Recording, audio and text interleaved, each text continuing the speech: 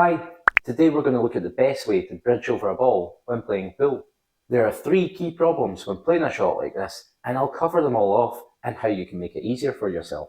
I'd like to thank Paul Finnan for suggesting this video, and if there's anything that you'd like me to cover in a video, then pop it in the comments below.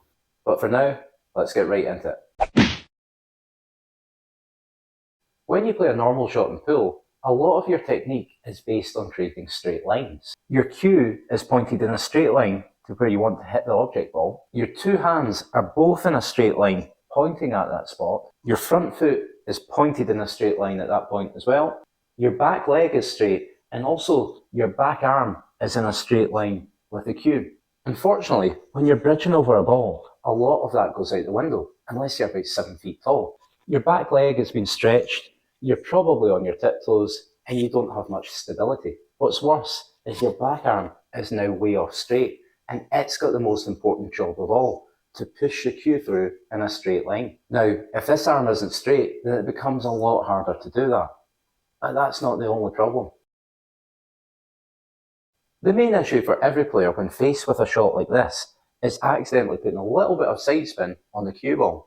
Because you're bridging down on the cue ball, the effect of that side spin is increased. As an example, I'm going to line myself up to pot this ball. I'll put a very little amount of side spin on it, maybe about ½ centimetre off centre. So if you imagine that the cue ball is a clock face, I'm hitting about 11 o'clock. And as you can see, we still potted it. Now, if I play the same shot again, I'll aim at the same place and I'll hit it roughly the same speed. But this time, I'll lift my cue in the air as if I'm bridging over a ball. I'm still hitting the same place in the cue ball, about 11 o'clock. And as you can see, we missed it by a long way. So, because you're bridging down on the ball, any unwanted side spin you put on it is greatly exaggerated. Unfortunately, that's not the last of our problems. Let's look at a normal shot again. When you're down on the shot, you can see the cue ball and where you're aiming to hit. We can see the object ball, and a lot of the time we can see the pocket as well, all in one frame of vision. It's how we're used to aiming, it's what we've practiced, and with all those things in your frame of vision at one time, it gives us the best chance of potting the ball. However, if we're cueing over a ball, suddenly our cue is pointed down the way and not towards the target. We're also looking down the way, and we'll have to glance up to see the object ball that we're hoping to pot, and we'll have to do the same with the pocket too. To summarise the problems, number 1, we know it's harder to cue straight. Number 2, if we do cue offline slightly, then the results are exaggerated. And number 3, it's also harder to aim. With that in mind, I'm sure we can appreciate why this is a difficult shot. But I do have some solutions for you. Problems 1 and 2 we can tackle together by trying to give ourselves a more solid technique. And when you hear my solution for problem 3, how to make it easier to aim, you'll use it for forevermore. So please keep watching till the end. We know that we don't want to put side in the ball, but we also know that we can't create the normal straight lines in our usual technique. So what we need to do is make some of our other parts of our technique stronger to stop us moving offline. The first is an easy one, and you might do it already when you play a cushion shot. We want to shorten our backhand. If we keep our hand in its normal position, then you can probably feel a bit of strain on it. But more importantly, it's leaving you with a lot of cue to control. And what I mean by that is the distance between your 2 hands. You can give yourself more control on any shot by shortening the distance between your 2 hands, and you do this simply by bringing your backhand further down the cue.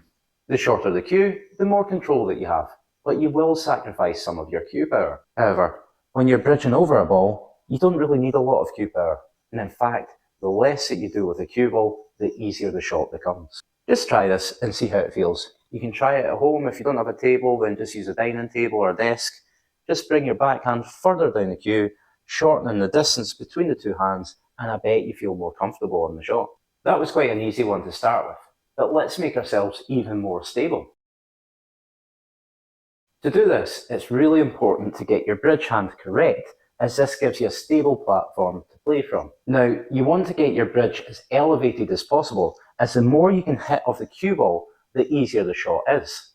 That's why this shot is a lot easier than this shot. You're playing the same pot, the same angle, your stance is similar, your cue action is similar, but one shot is far easier than the other.